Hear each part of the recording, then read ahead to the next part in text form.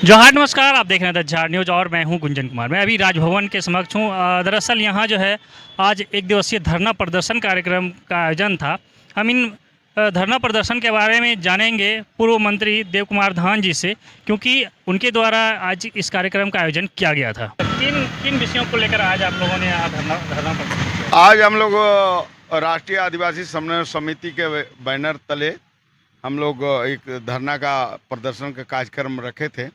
इसमें मुख्य रूप से जो सिरमटोली मुख्य सरना स्थल है, वहाँ जो रैंप उतारा जा रहा है, जिससे अबर का सरूल में करीब 25% लोग ही पहुँच पाए और 75% लोगों को जयपाल सिंह मुंडा चौक से डाइवर्ट कर दिया गया और उस रैंप के कारण वहाँ अप्रिय घटना भी घट सकती है। इसलिए हम लोग सरकार से ये मांग कर रहे हैं कि वहाँ रैंप को हटाइए और वहाँ फ्लाईओवर बनाइए।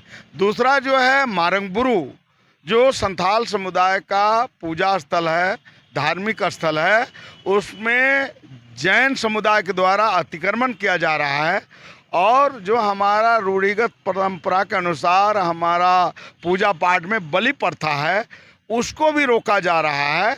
तो वहाँ जो अतिक्रमण किया जा रहा है उसको हटाया जाए। तीसरा जो है सोनू मुंडा का हत्या को जो है हत्यारा को फांसी का सजा हो और वहाँ का जो बकास बिहारी महतवाई ज़मीन है उससे अतिक्रमण हटाया जाए। तीसरा जो है आप लोग देखे होंगे हेड बालू में सरूल के दिन में हमारा पहान पुजार और महिला लोग के साथ मारपीट किया गया, धार्मिक झंडा को उखाड़ दिया गया, तो उनको भी सज़ा मिले। तो मुख्य रूप से अगर आप देखेंगे तो सभी जो है हमारा धार्मिक सामाजिक ज़मीन और ज़मीन से जुड़ा हुआ है। इसलिए सरकार से हम लोग मांग कर रहे हैं कि आदिवासियों के जितना भी सरना है, मसना है, पहनाई ज़मीन है, महतवाई ज़मीन है, दरहा है, देशवाली है, आपको जतरा स्थल है, हरगढ़ी है, इसको चिन्हित करे और सरकार सुरक्षा प्रदान करे। तो इन तमाम मांगों को लेकर हम लोग जो है आज एक दिवसीय धरना प्रदर्शन किए और महामहिम को हम लोग ने ज्ञापन सौंपा।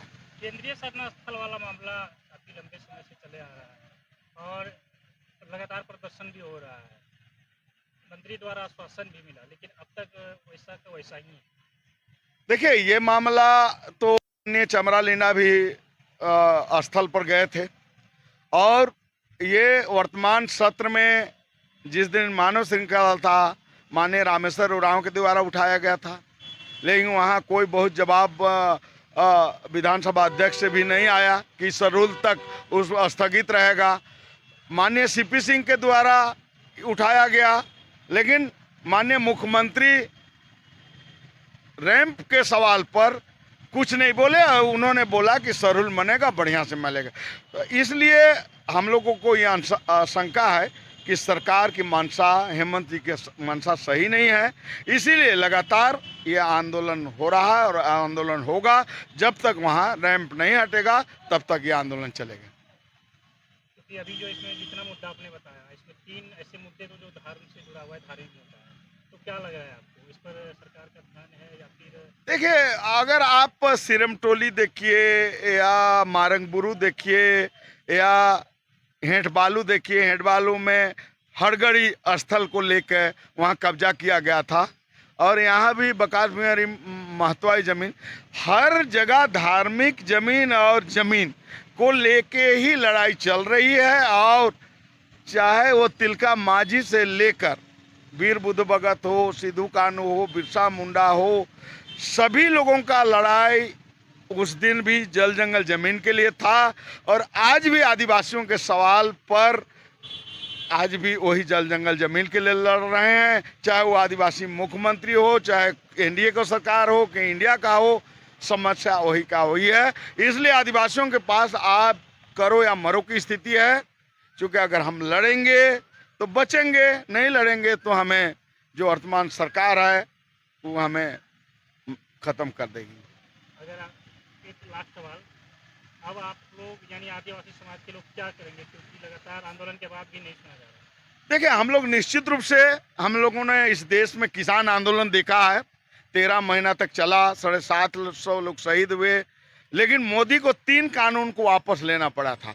उसी तर्ज पर झारखंड में हम लोग गांव में, पाड़ा में, परगना में, मानकी में, प्रखंड में, जिला स्तर पर लोगों को जागरूक करेंगे और वोट का अधिकार को, महत्व को, उसका कीमत को समझाने का प्रयास करेंगे कि वोट से ही लोकतंत्र में कोई भी पार्टी डरती है।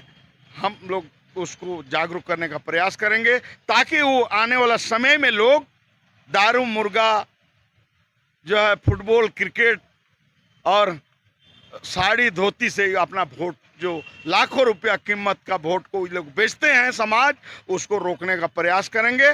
तभी हमारा जो है अस्तित्व बच पाएगा, तभी जो है राजनीतिक दल हमें डरेंगे। तो आपने सुना कि पूर्व मंत्री देव कुमार धान ने क्या कुछ कहा। हालांकि जितने भी मुद्दे बताए गए इनके द्वारा, उनमें से 3 ऐसे बड़े मुद्दे हैं जो धर्म से जुड़ा हुआ है, यानी आप कह सकते हैं कि धार्मिक मुद्दे थे। अब देखना है कि किस प्रकार से आदिवासी समाज के लोग इस मामले को लेकर आगे बढ़ते हैं। तो चलिए फिलहाल मेरे लिए हमारे साथ देखते रहिए द झार न्यूज़।